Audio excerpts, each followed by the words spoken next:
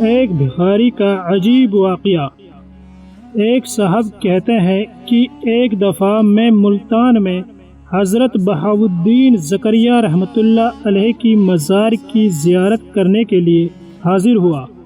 مزار کا دیدار کرنے کے بعد جب لوٹنے لگا تو ایک شخص پر میری نظر پڑی جو دعا میں مشغول تھا۔ میں ٹھٹک کر وہیں کھڑا ہو گیا۔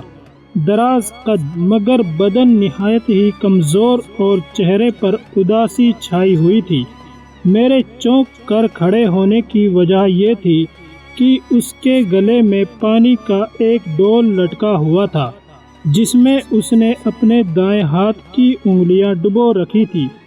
اس کے چہرے کو بغور دیکھا تو کچھ آشنائی کی بو آئی۔ میں اس کے دعا سے فارغ ہونے کا انتظار کرنے لگا۔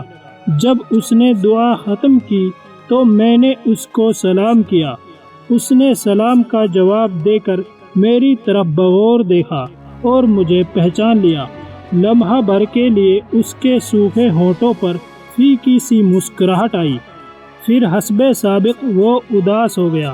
میں نے اس سے گلے میں پانی کا ڈول لٹکانے اور اس میں دائیں ہاتھ کی انگلیاں ڈبوئے رکھنے کا سبب دریافت کیا۔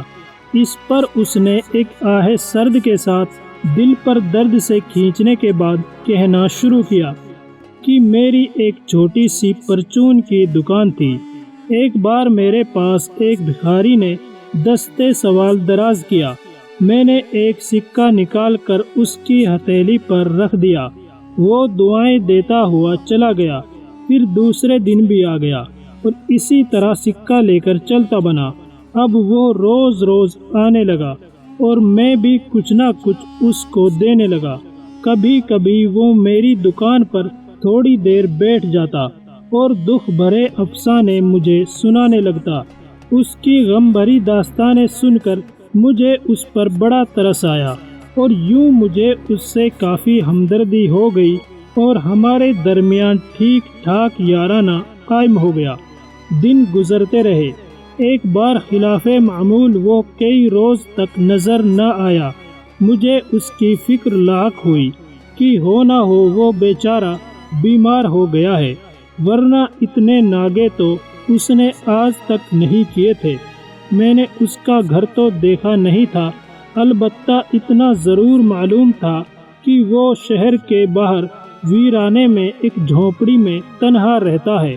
بہرحال میں تلاش کرتا ہوا بلا آخر اس کی جھونپڑی تک پہنچ ہی گیا۔ جب اندر داخل ہوا تو دیکھا کہ ہر طرف پرانے چیتھڑے بکھرے پڑے ہیں، ایک طرف چند ٹوٹے پھوٹے برتن رکھے ہیں، الغرض در و دیوار غربت و افلاس کے افسانے سنا رہے تھے۔ ایک طرف وہ ٹوٹی ہوئی چارپائی پر لیٹا کرا رہا تھا۔ وہ سخت بیمار تھا اور ایسا لگتا تھا کہ اب جاں بر نہ ہو سکے گا۔ میں سلام کر کے اس کی چارپائی کے پاس کھڑا ہو گیا۔ اس نے آنکھیں کھولی اور میری طرف دیکھ کر اس کی آنکھوں میں ہلکی سی چمک آ گئی۔ اپنے پاس بیٹھنے کا اشارہ کیا۔ میں بیٹھ گیا۔ بامشکل تمام اس نے لب کھولے اور مدھم آواز میں بولا، بھائی مجھے معاف کر دو کہ میں نے تم سے بہت بڑا دھوکہ کیا ہے۔ میں نے حیرت سے کہا، کیسا دھوکہ؟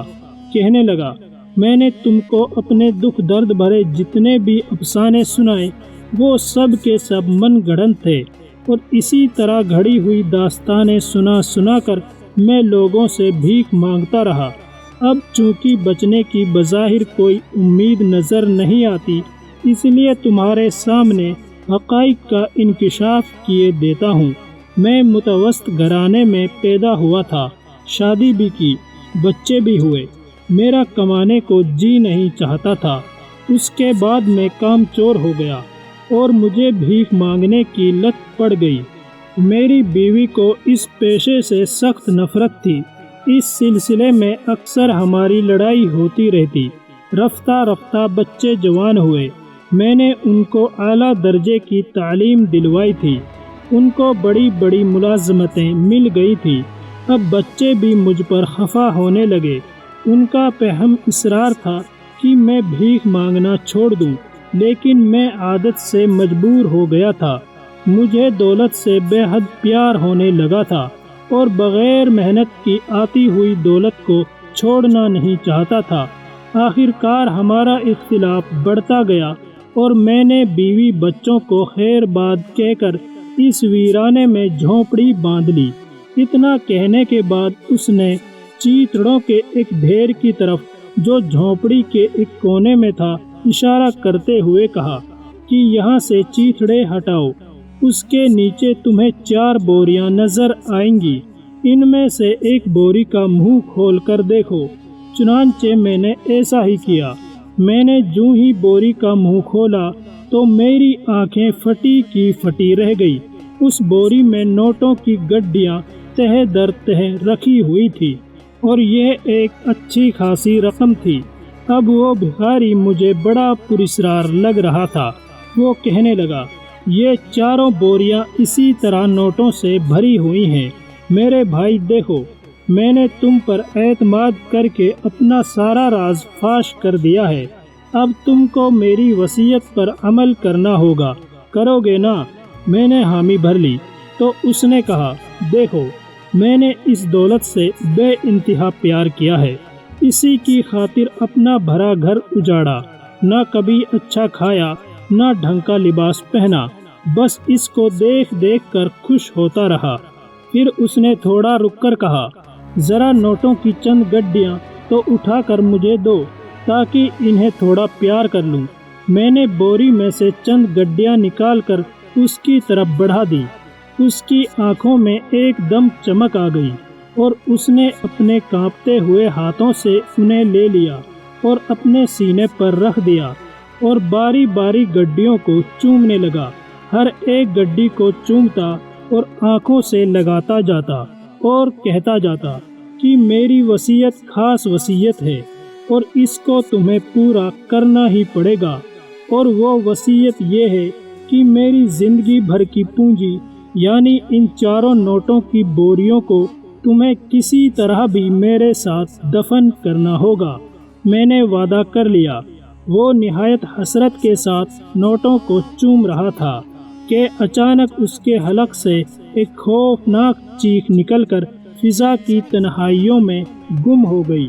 میں خوف کے مارے تھر تھر کانپنے لگا۔ اس کا نوٹوں والا ہاتھ 4 پائی کے نیچے کی طرف لٹک گیا، نوٹ ہاتھ سے گر پڑے اور سر دوسری طرف ڈھلک گیا۔ اس کی جان نکل چکی تھی۔ میں نے جلد ہی اپنے آپ پر قابو پا لیا اور اس کے سینے وغیرہ سے اور اس کے نیچے سے نوٹ اکٹھے کر کے اس بوری میں واپس ڈال دیے۔ بوری کا منہ اچھی طرح سے بند کر کے 4 بوریاں حسب سابق چیتڑوں میں چھپا دیے۔ پھر چند آدمیوں کو ساتھ لے کر اس کی تکفین کی اور کسی ہیلے سے بڑی سی قبر کھدوا کر حسب وصیت وہ 4 بوریاں اس کے ساتھ ہی دفن کر دی۔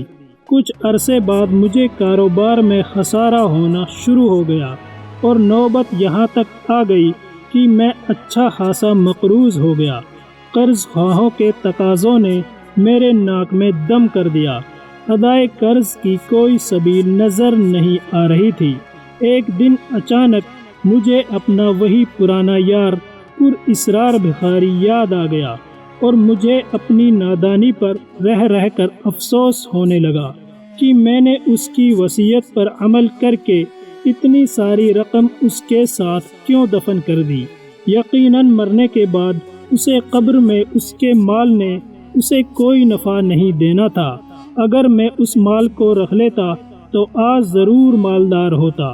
مزید شیطان نے مجھے مشورے دینے شروع کیے کہ اب بھی کون سی دیر ہوئی ہے، وہاں قبر میں اب بھی وہ دولت سلامت ہوگی۔ میں نے کسی پر ابھی تک یہ راز ظاہر نہیں کیا تھا۔ ہیلا کر کے میں نے خود ہی تو وہ بوریاں دفن کی تھی، وہ اب بھی ضرور قبر میں موجود ہوں گی۔ شیطان کے اس مشورے نے مجھ میں کچھ ڈھارس پیدا کی اور میں نے یہ عزم کر لیا کہ چاہے کچھ بھی ہو جائے میں وہ نوٹوں کی بوریاں ضرور حاصل کر کے رہوں گا۔ آخر کار ایک رات کدال وغیرہ لے کر میں قبرستان پہنچ ہی گیا میں اب اس قبر کے پاس کھڑا تھا۔ ہر طرف ہولناک سناٹا اور خوفناک خاموشی چھائی ہوئی تھی۔ میرا دل کسی نامعلوم خوف کے سبب زور زور سے دھڑک رہا تھا اور میں پسینے میں شرابور ہو رہا تھا۔ آخر کار ہمت جمع کر کے میں نے اس کی قبر پر کدال چلا ہی دی۔ 2-3 کدال چلانے کے بعد میرا خوف تقریباً جاتا رہا۔ تھوڑی دیر کی محنت کے بعد میں اس میں ایک مناسب سا شگاف کرنے میں کامیاب ہو گیا۔ اب بس ہاتھ اندر بڑھانے کی دیر تھی، لیکن پھر میری ہمت جواب دینے لگی۔ خوف و دہشت کے سبب میرا سارا وجود تھر تھر کانپنے لگا۔ طرح طرح کے ڈراؤنے خیالات نے مجھ پر غلبہ پانا شروع کر دیا۔ ضمیر بھی چلا چلا کر کہہ رہا تھا کہ لوٹ چلو اور مال حرام سے اپنی آخرت کو برباد مت کرو۔ لیکن بالآخر حرص و طمع غالب آئی اور مالدار ہونے کے سنہرے خواب نے ایک بار پھر ڈھارس بندھائی کہ اب تھوڑی سی ہمت اور کر لو، منزل مراد ہاتھ میں ہے۔ دولت کے نشے نے مجھے انجام سے بالکل غافل کر دیا اور میں نے اپنا سیدھا ہاتھ قبر کے شگاف میں داخل کر ہی دیا۔ ابھی بوری ٹٹول ہی رہا تھا کہ میرے ہاتھ میں انگار آ گیا۔ درد و کرب سے میرے منہ سے زوردار چیخ نکل گئی اور قبرستان کے سناٹے میں گم ہو گئی۔ میں نے ایک دم اپنا ہاتھ قبر سے باہر نکالا اور سر پر پاؤں رکھ کر بھاگ کھڑا ہوا۔ میرا ہاتھ بری طرح جھلس چکا تھا اور مجھے سخت جلن ہو رہی تھی۔ میں نے خوب رو رو کر بارگاہ خداوندی میں توبہ کی، مگر میرے ہاتھ کی جلن نہ گئی۔ اب تک بے شمار ڈاکٹروں اور حکیموں سے علاج کروا چکا ہوں، لیکن ہاتھ کی جلن نہیں جاتی۔ ہاں، انگلیوں کو پانی میں ڈبونے سے کچھ آرام ملتا ہے، اسی لیے ہر وقت اپنا دایاں ہاتھ پانی میں رکھتا ہوں۔ اس شخص کی یہ رقت آمیز داستان سن کر میرا دل ایک دم دنیا سے اچاٹ ہو گیا۔ دنیا کی دولت سے مجھ کو نفرت ہو گئی اور بے ساختہ قرآن کریم کی یہ آیات مجھے یاد آ گئی کہ تمہیں غافل کر رکھا ہے مال کی زیادہ طلبی نے، یہاں تک کہ تم نے قبروں کا منہ دیکھ لیا۔ پیارے دوستو، تو دیکھا آپ نے مال کی محبت نے کس طرح تباہی مچائی۔ بھکاری اپنے مال حرام کو چومتے چومتے مرا اور اس کا دوست اس مال حرام کو حاصل کرنے کے لیے گیا تو اس مصیبت میں پڑا۔ اللہ تعالی ہمیں مال حرام سے بچائے اور آخرت سے غافل ہونے سے بچائے۔ آمین ثم آمین۔ ویڈیو پسند آئی ہو تو لائک بھی کریں، شیئر بھی کریں اور ایسی ہی ویڈیوز دیکھنے کے لیے چینل کو سبسکرائب کرنا نہ بھولیں۔ شکریہ۔